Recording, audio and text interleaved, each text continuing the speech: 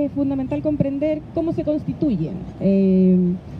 Lo primero es entender que la lucha de las mujeres parte en el 1400, por ahí, con Cristina de Pizán, y van a ser estas mujeres las que van a marcar el inicio de el comprender o el cuestionar por qué las mujeres hemos estado siempre en una posición de inferioridad, ¿sí? Sin embargo, va a ser la Revolución Francesa la que va a marcar ese momento histórico donde podemos decir que el feminismo surge como tal. Sin embargo, en esa época no se conceptualizaba como feminismo. Por lo tanto, va a ser 1789, la toma de la Bastilla, Revolución Francesa, donde las mujeres van a luchar junto con los hombres por la abolición de la esclavitud, por tener derechos civiles, políticos, por ser ciudadanos y por ser ciudadanas. ¿Qué pasa ahí?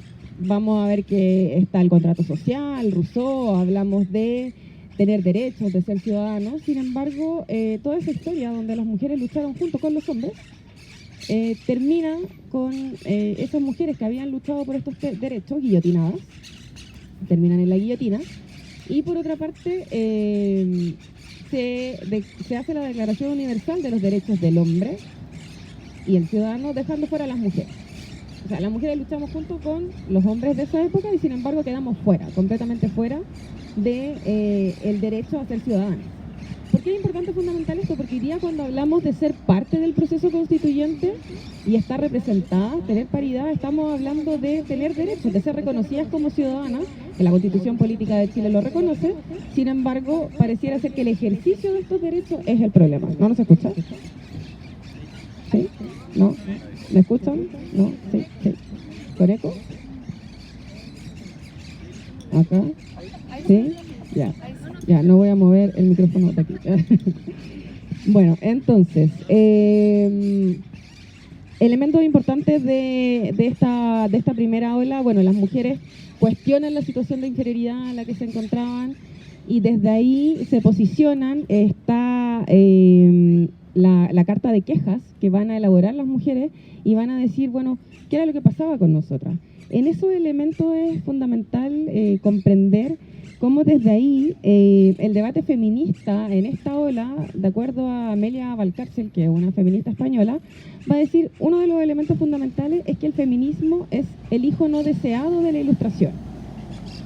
¿Sí? Yo diría, bueno, la hija no deseada, para ponerlo en ese contexto, ¿no? Va a decir el hijo no deseado porque no se estaba buscando eso precisamente. Entonces, desde ahí el debate va a estar posicionado, el debate feminista de la época, en algo que hoy día ha sido reconocido en la Constitución Política del país, pero que en esa época estábamos a siglos de que eso ocurriera. Y era la igualdad entre hombres y mujeres, que se reconociera como un derecho. Por otra parte, la crítica de la supremacía masculina. Si lo miramos hoy, cómo están constituidos los espacios políticos, nos vamos a dar cuenta que son esencialmente masculinos. El Parlamento, el Poder Ejecutivo, el Poder Judicial, son todos esencialmente masculinos. Entonces, esto pasaba en el 1700. Hoy día estamos en el siglo XXI. Y la situación parece que no es, o sea, es distinta, evidentemente ya no nos guillotinan, pero nos matan de otra forma. Pero, evidentemente que la situación no es tan distinta en términos de cómo está compuesto el poder. Sí, que eso es uno de los elementos fundamentales. Van a apelar al reconocimiento de los derechos de las mujeres, que es una cuestión básica, pero por otra parte yo creo que ahí un elemento primordial es aquello que tiene que ver con reconocernos en una situación de inferioridad y por lo tanto en una posición de subalteridad, de ser ese otro, esa otra, que representa una amenaza, ¿sí? Porque finalmente lo que representan las mujeres son una amenaza. Y en esa época, esas mujeres que representaban una amenaza finalmente fueron guillotinadas. ¿Sí? Así termina esa época, como la reacción patriarcal de esa época. Después de cada ola vamos a ver que surgen reacciones patriarcales. ¿Sí? Y la reacción patriarcal de esa época va a ser la guillotina para las mujeres. A pesar de ser una época en la que se buscaba el reconocimiento de derechos. Rousseau, uno de los grandes filósofos políticos, y derivó en eso. ¿Sí?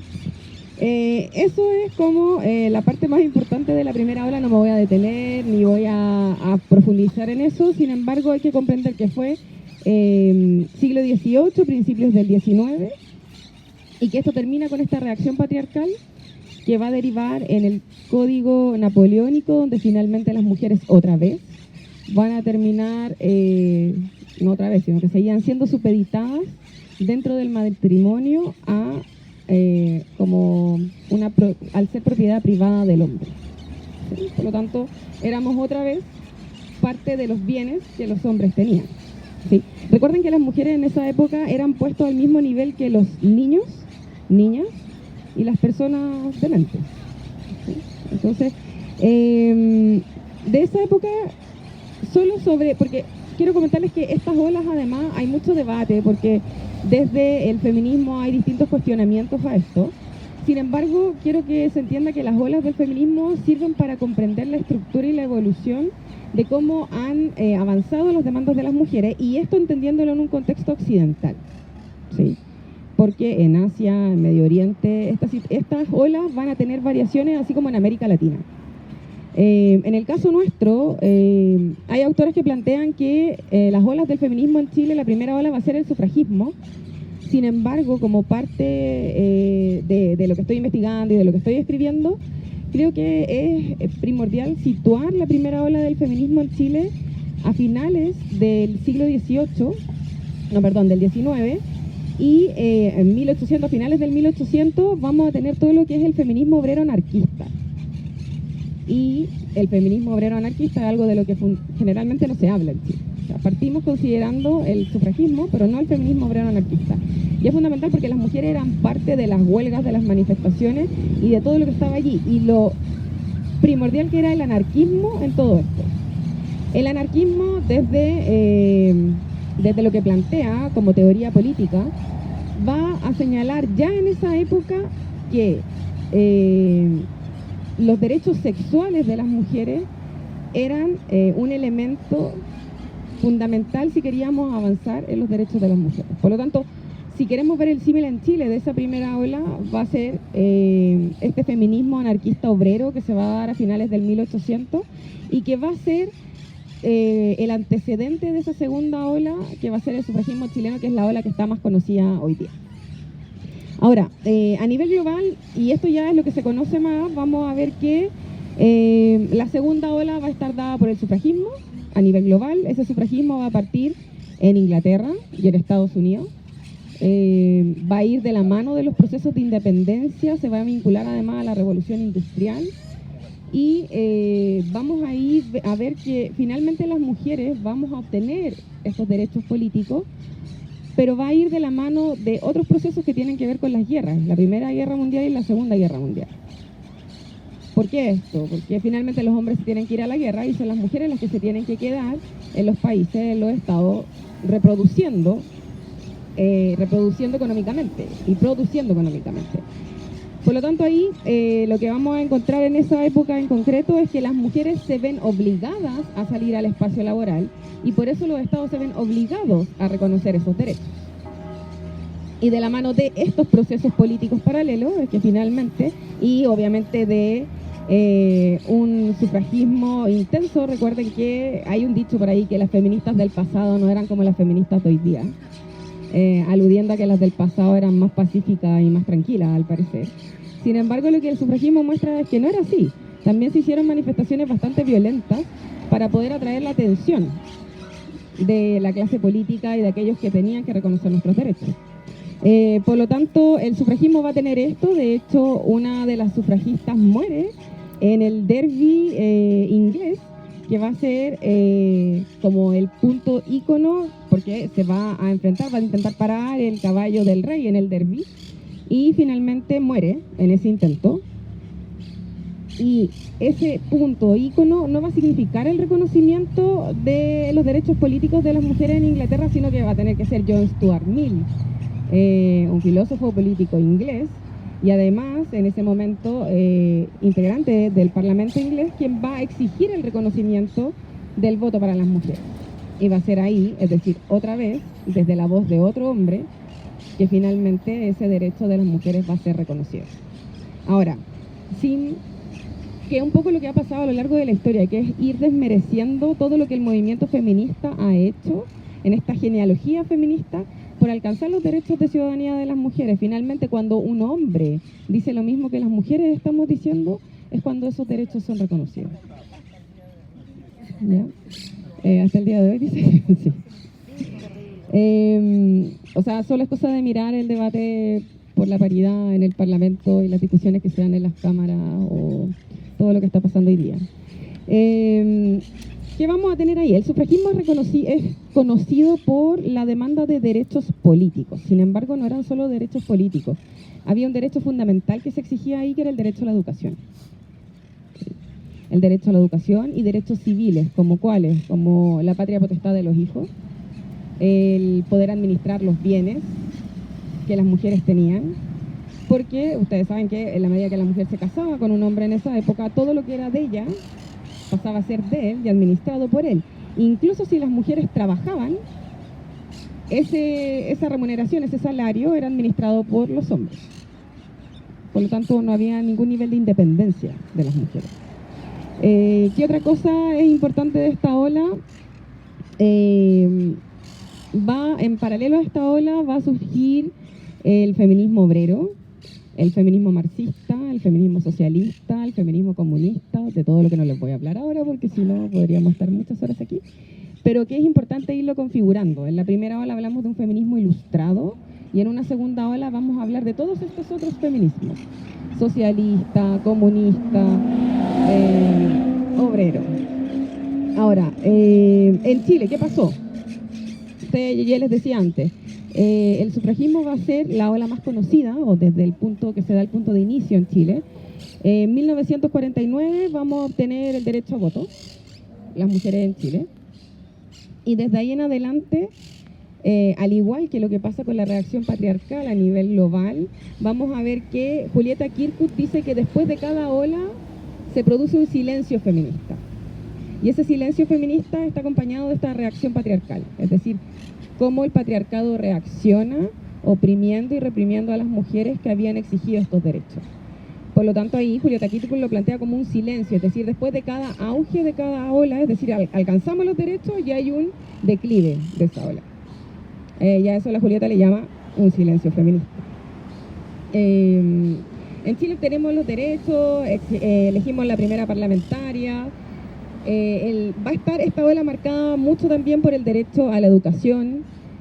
Las mujeres vamos a entrar a las universidades y por lo tanto desde ahí la educación va a plantear este derecho fundamental a través del cual las mujeres van a poder acceder a otros espacios. ¿Sí? ¿Qué pasa en esto? Yo les hablaba antes de la subalteridad femenina y la otredad, es decir, siempre se nos ha visto como un otro que busca alcanzar ese modelo perfecto que es el hombre. ¿Sí? Y desde ahí eso está visto desde el androcentrismo, eso del androcentrismo donde el hombre es la medida de todo y por lo tanto nosotras éramos todo aquello que no llegó a ser hombre. De hecho, en algún momento el sexo era unisex, el único sexo que existía era hombre y las mujeres éramos eso anormal que no llegó a ser hombre. Y después eso fue cambiando la conceptualización y evolucionó en alguna medida a lo que tenemos hoy día. Ahora, para ir avanzando, después lo que tenemos es la tercera ola. Yo les dije que hay reacciones, auges, declives. Cada ola va a considerar lo que planteó la ola anterior. Sí, es decir, no es como vamos a tener olas separadas y que no se consideran y que no se toman en cuenta. Desde ahí, esta tercera ola va a estar marcada por Simone de Beauvoir, va a ser el antecedente, que es una feminista francesa que escribe El segundo sexo, me imagino que la mayor parte de ustedes la conoce. Y ella va a decir, bueno, uno no nace mujer, uno se hace mujer. Y desde ahí vamos a ver el feminismo cultural, es decir, esto no es biológico, esto es cultural. ¿Sí? ¿Qué más dice en esta ola? En paralelo a lo que había pasado, recuerden, las mujeres habían entrado a trabajar a propósito se habían incorporado al mundo del trabajo a propósito de la Primera y la Segunda Guerra Mundial. Sin embargo, con el término de las guerras, las mujeres son obligadas a regresar a ese espacio doméstico en el cual se habían encontrado siempre, con esta denominación del ángel del hogar. Y ese espacio, las mujeres en la década del 50, sobre todo en Estados Unidos y en Europa también, vuelven al hogar. a pesar de que eran mujeres que habían estudiado, eran mujeres que tenían títulos, y ahí va a estar la Betty Friedan, que va a escribir La mística de la feminidad, y ella va a decir, configura un problema que no tiene nombre. Y ese problema que no tiene nombre era esa domesticidad en la cual vivían las mujeres, mujeres formadas, mujeres educadas, pero que no podían acceder a ese otro espacio porque seguían siendo subordinadas y dominadas por los hombres. Y eso me imagino que, no me imagino, sino que lo veo, lo seguimos viviendo en distintas medidas. Si uno mira la academia, que es el espacio donde nos movemos, nosotras al menos, Bárbara también, en el caso de la academia, esa dominación masculina también está presente. Por lo tanto, hoy día, si lo vemos todo lo que ha pasado en las distintas olas, uno puede encontrar elementos de cada una de estas olas en tiempo presente. Es decir, han pasado 3 siglos y seguimos en una posición de subordinación. Si eso no fuese así, a lo menos tendríamos paridad en el Parlamento y solo tenemos un 25%. Desde ahí esa tercera ola va a ser súper interesante porque la tercera ola va a implicar el surgimiento del feminismo radical, el feminismo de la diferencia. Son todos feminismos que van a venir a cuestionar todo lo que los feministas anteriores habían hecho. Y por lo tanto ahí va a surgir el concepto de patriarcado, el concepto de género, va a haber una teorización importante en esta ola, que se va a sumar a las anteriores, pero se va a comenzar a cuestionar todos los feminismos decoloniales, los feminismos negros, van a ser todos feminismos que surgen en esta ola. Y por lo tanto desde allí es donde el feminismo es importante comprender, o los feminismos están en constante cuestionamiento. La teoría política o la teoría feminista está en constante construcción y deconstrucción. En esta ola entonces también surge el feminismo liberal, que es uno de los feminismos más cuestionados y criticados, así como el feminismo institucional. Porque el feminismo liberal se plantea de la lógica de la desigualdad, que hombres y mujeres vivimos en una desigualdad y que esa desigualdad es posible abordarla desde políticas que apunten hacia la igualdad entre los géneros. ¿Sí? Y que si ustedes miran lo que ha hecho el Estado chileno desde el 90 en adelante, esencialmente, tiene que ver más bien con un feminismo liberal o institucional que a través de las políticas públicas no busca transformar la realidad social ni la estructura del Estado, sino que lo que ha buscado más bien el Estado chileno es reformar, adaptar, en la medida de lo posible, que le gusta decir a la clase política chilena. ¿Qué es importante acá? En todas las olas van a surgir distintos arquetipos de mujeres. Y el arquetipo clásico de mujer es una mujer que es madre, que se caracteriza por la reproducción, está vinculada al hogar, y por lo tanto ese es el arquetipo femenino, como la sensibilidad asociada al espacio privado. Ese es el arquetipo de mujer clásico. Y vamos a ver que en esta tercera ola va a surgir una nueva mujer, la mujer moderna, que va a contraposicionarse con este otro arquetipo clásico de mujer. Y esta mujer moderna es un poco lo que vivimos nosotras hoy día. ¿Qué implica la mujer moderna o esta nueva mujer moderna? Mujeres que se incorporan al mundo del trabajo, que son independientes, que deciden respecto de si quieren tener hijos o no, supuestamente. Sin embargo, todo aquello que está vinculado al espacio privado, es decir, esa relegación al espacio privado no ha cambiado. Entonces esta nueva mujer moderna implica una doble carga para la vida de las mujeres. Entonces, se vende este arquetipo de nueva mujer moderna como aquello que viene a beneficiarnos. Sin embargo, pasa a ser una doble carga, porque las mujeres estamos reproduciendo el clásico rol femenino, arquetipo tradicional, versus este otro, que es hacer lo mismo y más. Y por lo tanto, por eso la salud mental de las mujeres deriva en un constante tema, problema, y ahí entramos en otros cuestionamientos de Chile, la política de salud mental, en fin. Acá me gusta una cita de Kate Millett, que también la deben haber escuchado por ahí, pero dentro de los feminismos radicales. Ella dice, el amor ha sido el opio de las mujeres, y mientras nosotras amábamos, ellos se dedicaban a gobernar. El feminismo radical tiene esto de venir a cuestionarlo fuertemente todo. Y si nos fijamos, esto de el opio es, el amor es el opio de las mujeres, apunta al amor romántico. Como, y hoy día ha ido cambiando, pero no tanto. Si se fijan, lo que me imagino que la mayor parte de nosotras vimos en nuestra infancia, era Blancanieves, la Cenicienta, el amor, ese amor de un hombre que nos hace ser completas. La completud, claro. Y esa completud ya está. Pero nos enseñan desde pequeñita que no estamos completas. Entonces, todo esto viene a cuestionar el feminismo radical. Bueno, el feminismo desde siempre, pero el feminismo radical va a hacer énfasis en esto.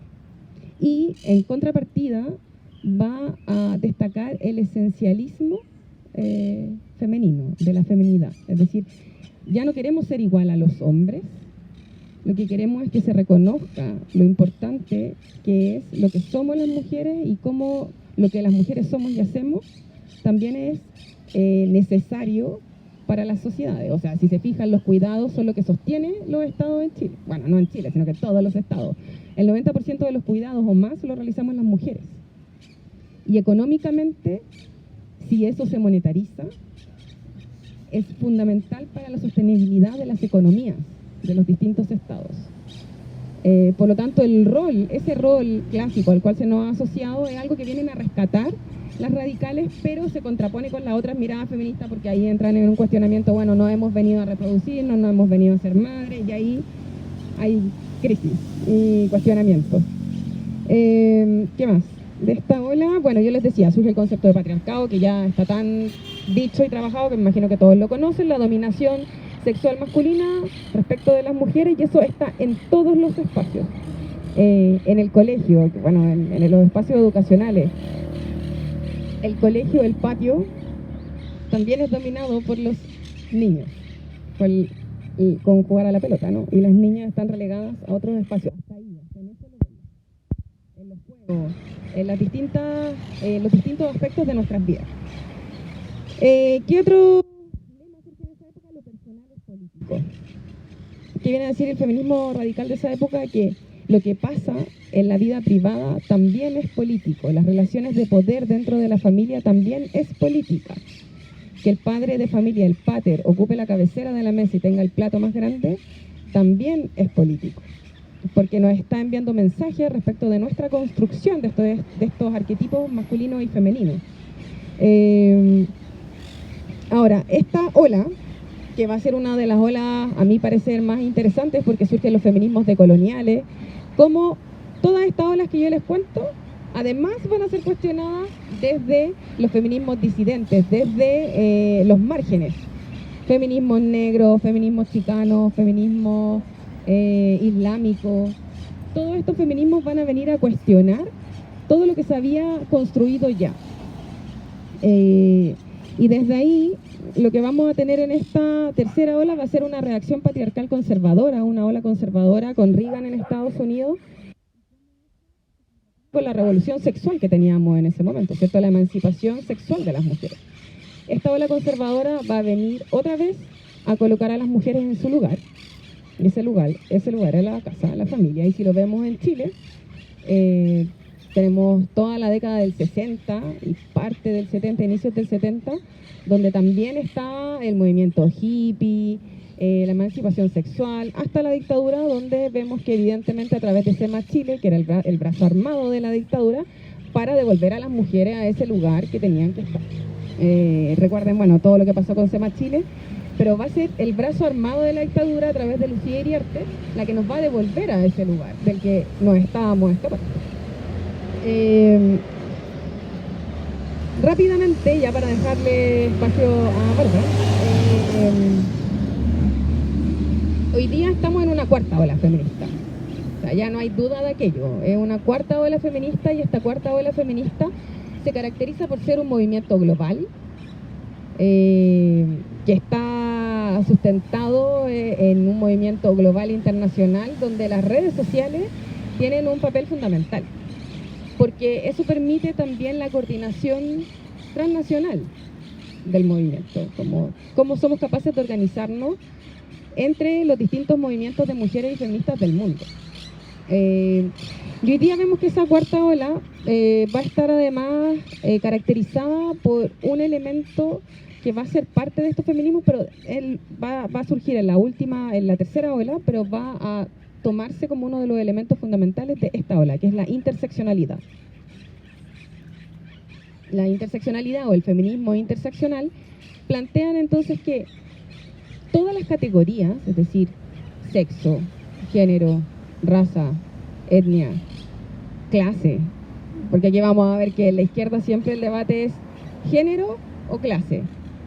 Y el feminismo interseccional y la interseccionalidad dice todas las categorías son importantes. Porque hay mujeres que son mujeres pobres, o sea, es mujer, es pobre, es indígena, en situación de discapacidad. Todas las categorías van a influir en la vida de esa mujer y en la vida de esos hombres. Pero si colocamos una mujer y un hombre con las mismas características, por cierto que las mujeres vivimos en una situación más precaria que los hombres. ¿Sí? Desde ahí entonces, esta ola, que es la que más conocen, va a estar dada por una reacción de hartazgo, cansancio ante la violencia que vivimos las mujeres. ¿Sí? De cansancio, o sea, mírenlo en las calles, todo lo que pasó con... Esto en Chile, si lo vemos, parte el 2011, con el movimiento estudiantil, y va a ser ahí donde va a surgir la primera vez la demanda por una educación no sexista, ya en el 2011. Y después de ahí en adelante, con los movimientos que vienen ya el 2015, el 2014, se va a exigir, va a ser una exigencia, y hoy día sabemos que eso va a estar marcado por 2015 ni una menos, 2016, todo lo que tiene que ver con el Me Too, el 2017. Después vamos a ver hoy día en Chile, por ejemplo, lo grande que fueron las marchas, ¿cierto?, en contra de la violencia. Y el 15M en España, la indignación, como toda la revuelta de los indignados en España. Y esto es un dato como interesante. En España, en el 15M, en la Plaza del Sol, en Madrid, se colgó un lienzo. Y este lienzo decía, ¿la revolución será feminista o no será?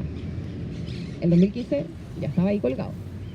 Y en ese momento, lo que va a pasar es que va a ser abucheado ese lienzo y va a subirse alguien a sacar el lienzo y la gente lo va a aplaudir. ¿Sí? Entonces, la izquierda a lo largo de la historia, por eso hay un concepto por ahí que es como los machitos de izquierda. La izquierda a lo largo de la historia, si bien ha sido más inclusiva en términos de derechos, o sea, no ha incluido a las mujeres, a pesar de aquello, eso se ha visibilizado en una forma de discriminación, donde en los partidos políticos las mujeres están en cargos que son secretarias u otros, y luego desde ahí quiénes son los que son electos. Todo eso se comienza a ver como bueno, y aquí Nicanor Parra tiene una frase que me gusta mucho, que dice: la izquierda y la derecha unidas jamás serán vencidas. En términos de lo que vivimos las mujeres, eso es así. Si bien hay más espacios, en términos concretos, la discriminación y la exclusión está en todos los sectores políticos, solo que con distintos énfasis. Entonces, ya para ir terminando, ¿cuáles son las demandas de esta ola? El término de la precariedad de la vida de las mujeres. Se plantea la feminización de la pobreza, es decir, la pobreza va a tener cara de mujer. El antirracismo, anticapitalismo, antineoliberalismo, como todas las categorías son importantes, nos vamos a dar cuenta que el capitalismo ha impactado directamente en la vida de las mujeres, con trabajos precarios, que si ya precarizan la vida de la mayor parte de la sociedad, en el caso de las mujeres es aún más, con trabajos part-time, sin el reconocimiento de derechos, el impacto que tiene en la vida profesional de las mujeres, la decisión de tener hijos o no hijas, y cómo eso ha implicado la baja en la tasa de natalidad o la decisión de muchas mujeres de simplemente no tener hijos, y que es una decisión que no solo tiene que ver con esto que yo les contaba, sino que con una decisión de vida. Aquí hay una frase de la Amelia Valcárcel que dice que esta ola feminista va a cuestionar el orden patriarcal, racista, colonizador, capitalista y depredador del medio ambiente. O sea, están todos los elementos vinculados. Porque está el feminismo, el ecofeminismo, dentro de todos los feminismos que podemos encontrar. Yo creo que eso es lo fundamental. Respecto de la paridad, creo que aquí es importante decir que el miedo al desorden patriarcal, es decir, a que este patriarcado que nos ha dominado 3 siglos y más atrás se desordene, es decir, que ya el poder no lo tengan los hombres, ha significado que la autoridad masculina se sienta amenazada por las mujeres. Y por lo tanto, desde ahí, que intente restablecer ese orden patriarcal que se ve amenazado. Y que es un poco lo que vemos en la clase política chilena, desde todos los sectores. La paridad, además, puede ser considerada como una subversión del orden fundamental. Porque, ya lo que había dicho antes, que el patriarcado es ese orden fundamental. Y entonces lo que vemos hoy día son voces discrepantes, disidentes, que vienen a cuestionar todo esto que yo les conté, que son 3 siglos de historia, en un breve recuento de lo que nos posiciona hoy día en las demandas que estamos planteando, en esta demanda de paridad en el proceso constituyente, pero no solo en el proceso constituyente, sino en una constitución que sea feminista, que sea plurinacional, que sea antirracista, que venga a reconocer los derechos de todas, todos y todas. Eso, muchas gracias.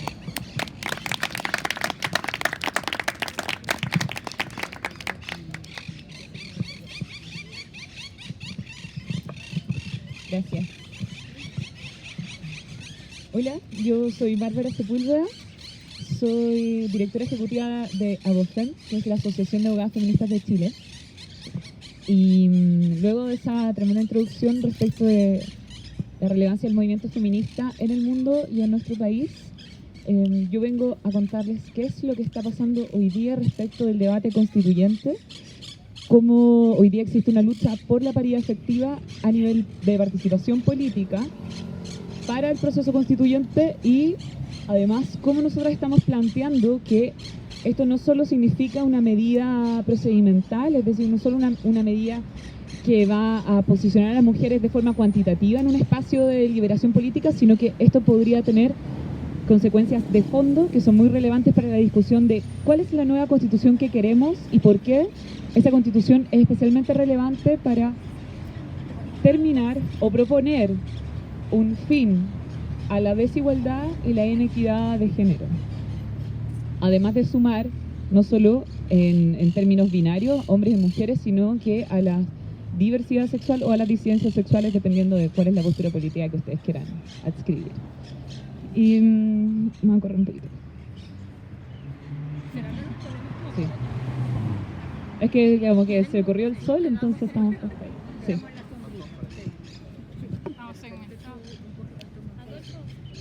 Igual, sí, una acotación. Nos podemos poner para allá que ya está seco. Si quieren, un break de 5 minutos. Como estamos ya tan instalados, yo diría más bien corrernos, mirar hacia allá. Ah, bueno, vamos. No me preguntamos un poco más. Un mini break. Voy a poner para poder ver caras.